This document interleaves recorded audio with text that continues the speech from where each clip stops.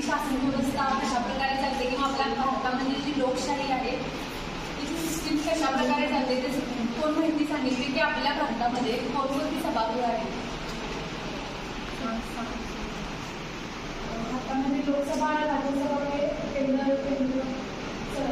सरकारमध्ये आहे आणि राज्य सरकारमध्ये विधिमंडळ आहे त्यामध्ये विधानसभा आणि भारताची लोकसभा आहे आणि राज्यसभा आहे त्यांची सभागृह कुठल्या शहरामध्ये आहे ते माहिती आहे. लोकसभा सांगा दिल्ली सांगा त्याची मला दिल्ली जसं आपल्या ह्याच्यामध्ये गावामध्ये ज्या निवडणुका होतात निवडणुका झाल्यानंतर तिथं जी ग्रामपंचायतच्या निवडणुका असतात ग्रामपंचायत सदस्य आणि सरपंच या पदांसाठी निवडणुका होतात. तर आपल्या गावचा जो पहिला नागरिक आहे तो आपण कोणाला म्हणतो? सरपंच. हा सांगा. सरपंच बरोबर. तसंच भारताचा जो पहिला नागरिक आहे तो आपण कोणाला म्हटलं जातं भारताचा? सांगा. राष्ट्रपती. अच्छा. तर आपण गेल्या पाठाला बघितलं होतं की राष्ट्रपतीची निवडणूक कशा प्रकारे चालते त्याची थोडक्यात कोणी माहिती सांगू शकेल काय? हा सांगा तुझ्या पुढे सांगतो.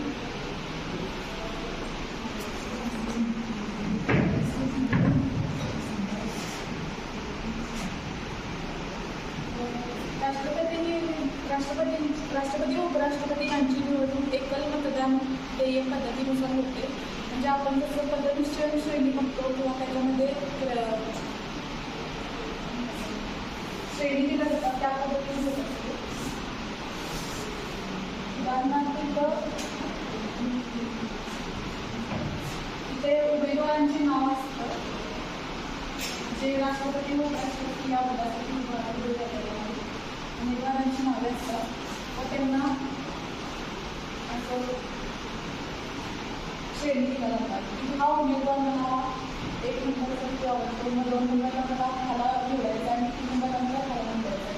दुसऱ्या वेळेला व्यक्ती कोणतरी मला हाच 1 नंबर आवडेल आणि हा 2 नंबरला नंबर अशा पद्धतीने श्रेणी दिली जाते व त्यानुसार ज्यांना मध्ये जास्त त्यानुसार केली जाते.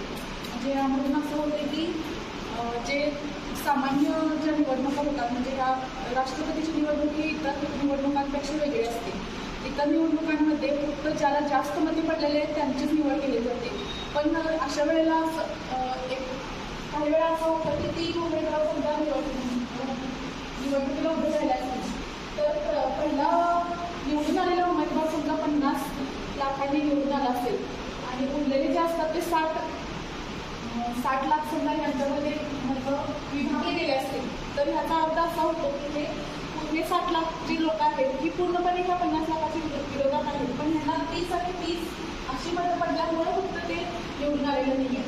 तर असा हा जो विरोधाभास आहे तो तिथं निर्माण होणे म्हणून राष्ट्रपतींची निवडणूक ही एकल मतदान पद्धतीनुसार केली जाते. हा सांगा.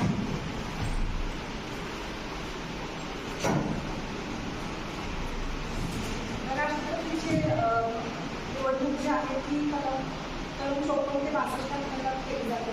त्याचबरोबर राष्ट्रपतीची निवड ही अप्रत्यक्षरित्या लोकांकडून केली जाते. त्यामध्ये लोकांनी निवडून दिलेले जे लोकसभेत आणि राज्यसभेचे उमेदवार गेलेले असतात ते राष्ट्रपतींना मतदान करून राष्ट्रपती निवडतात. त्याचबरोबर केंद्रशासित प्रदेश जे आहेत घटक राज्य आणि केंद्रशासित प्रदेश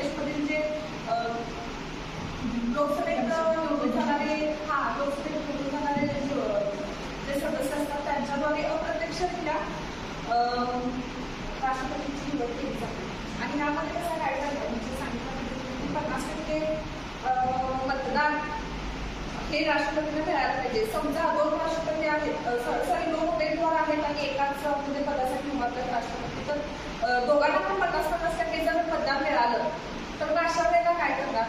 तर अशा वेळी पंतप्रधान जे आहेत ते आपलं बहुमत असं म्हणजे पंतप्रधान जे आहेत ते वोटिंग करतात आणि पक्ष तर आजपर्यंत आपण बघितली की राष्ट्रपतीची निवडणूक कशा पद्धतीने जाते. तशीच आपण भारतामध्ये आजपर्यंत महिला राष्ट्रपती किती झाल्या आणि त्यांची नावे कोणी सांगू शकेल काय? आपल्या भारतामध्ये महिला राष्ट्रपती आजपर्यंत किती निवडून आल्यात आणि त्यांची नावे कोणी सांगू शकेल? सांगा. स्वतः 2 झालेले आहेत. एक प्रतिभाताई पाटील आणि आत्ताच्या द्रौपदी मुर्मू. तर आता आपण आपल्याकडं जो प्रत्येकाकडे जो मोबाईल आहे त्या मोबाईलचा वापर करून भारताच्या ज्या महिला राष्ट्रपती आहेत आतापर्यंत झालेल्या त्यांचं पूर्ण नाव, त्यांचं शिक्षण कुठं पूर्ण झालं, त्यांचं गाव, तसेच त्यांचा कार्यकाल आणि त्यांच्या कार्यकालामध्ये काय काय कामे किंवा महत्वाची दुसऱ्या देशांना दिलेली भेट वगैरे त्यांचा फोटो, याची माहिती आपण आज मोबाईलचा वापर करून काढणार आहोत. तर आपल्या मोबाईलमध्ये जो गुगल ॲप आहे त्या गुगल ॲपवर जाऊन भारताच्या ज्या महिला राष्ट्रपती झालेले आहेत त्यांची नावे सर्च करायचं. जर टाईप करायला येत नसेल तर आपण तिथे स्पीकरचा पण वापर आहे की आपण ते डायरेक्ट मोबाईलवर बोलून जे आपल्याला सर्च करायचं आहे त्याची माहिती आपण काढू शकतो. भारताच्या ज्या महिला राष्ट्रपती झालेले आहेत त्यांची माहिती काढायची आहे गुगलवर सर्च करून.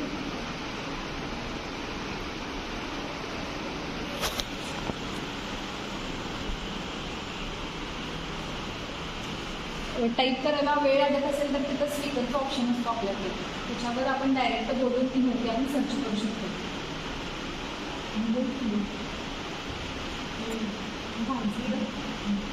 महिला राष्ट्रपतींची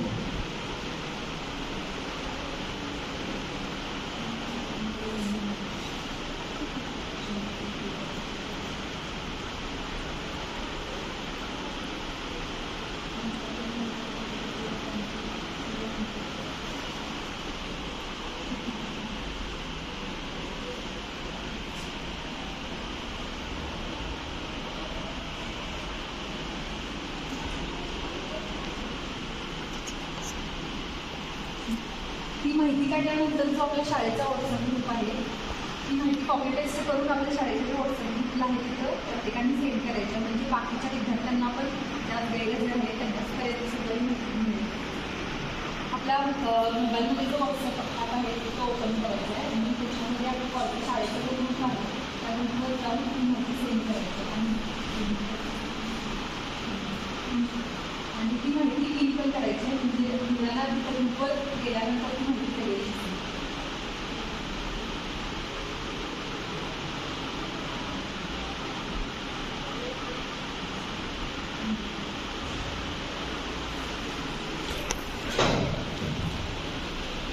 तर आज आपण आपल्या पाठामध्ये राष्ट्रपतीच्या निवडणुका कशा चालतात त्याची माहिती सुद्धा बघितली आहे आणि तसेच भारतामध्ये ज्या महिला राष्ट्रपती आहेत त्यांचं पूर्ण नाव, त्यांचं शिक्षण वगैरे सगळी त्यांची माहिती आपण मोबाईलच्या सहाय्याने सुद्धा काढू शकतो किंवा ती जरी माहिती निवडणुका कशा चालतात त्या सगळ्यांची माहिती आपण मोबाईल इंटरनेटचा वापर करून काढू शकतो.